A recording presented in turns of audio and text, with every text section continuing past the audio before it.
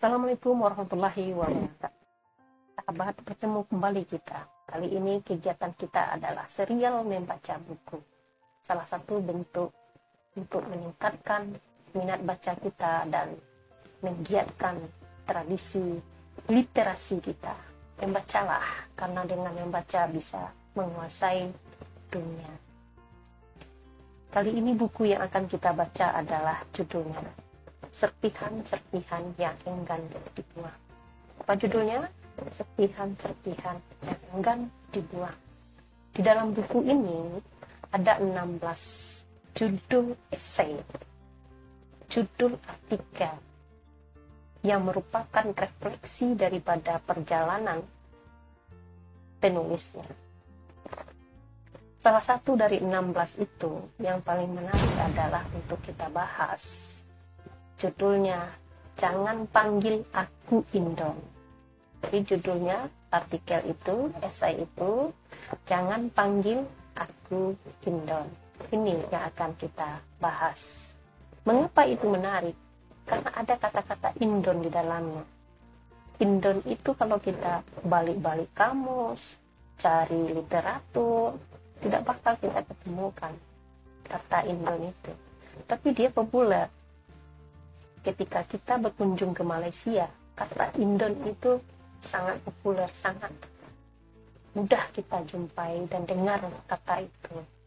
Nah, pengalaman saya, pada tahun 2014, saya berangkat ke Malaysia melalui Pelabuhan Brunei, naik feri ke Melaka.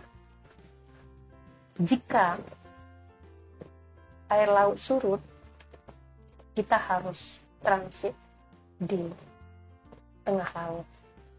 Transit dari kapal feri ke kapal kecil menuju pelabuhan Melaka itu. Ini pengalaman yang seru.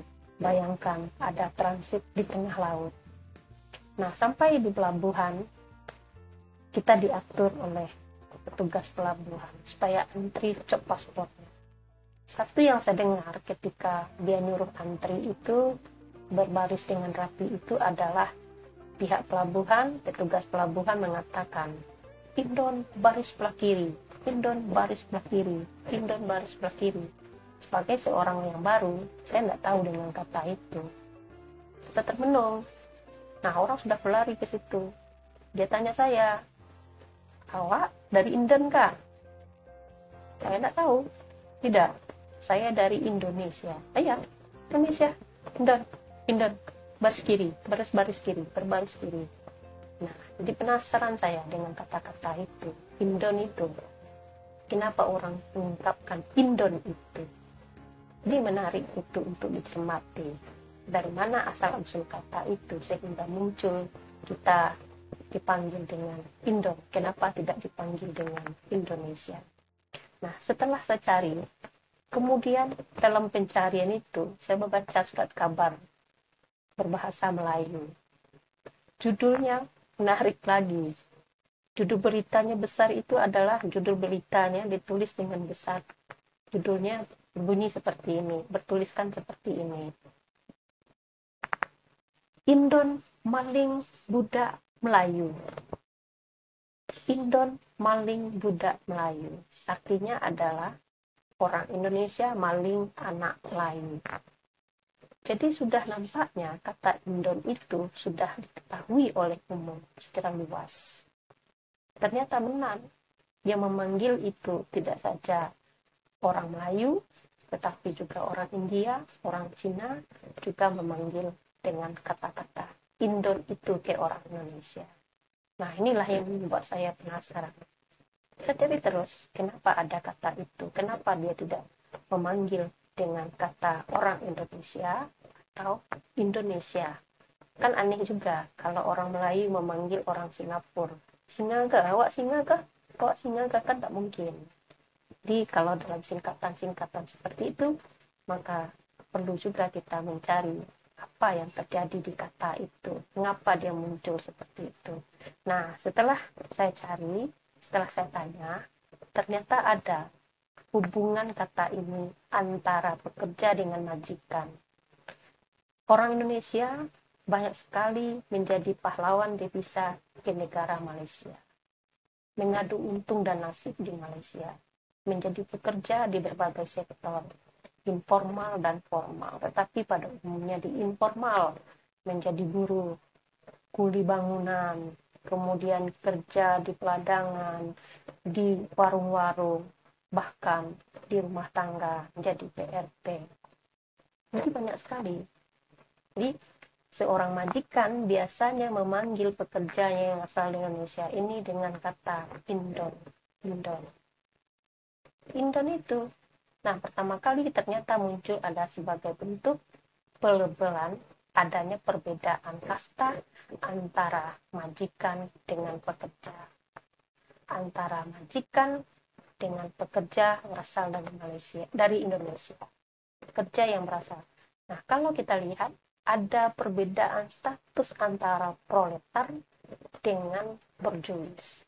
Borjuis ini tentu adalah majikan, sedangkan proletar adalah pekerja-pekerja yang dari Indonesia ini.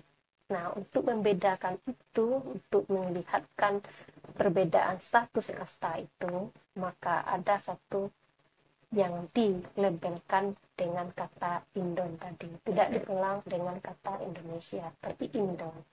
Di Indon itu berkembang ternyata.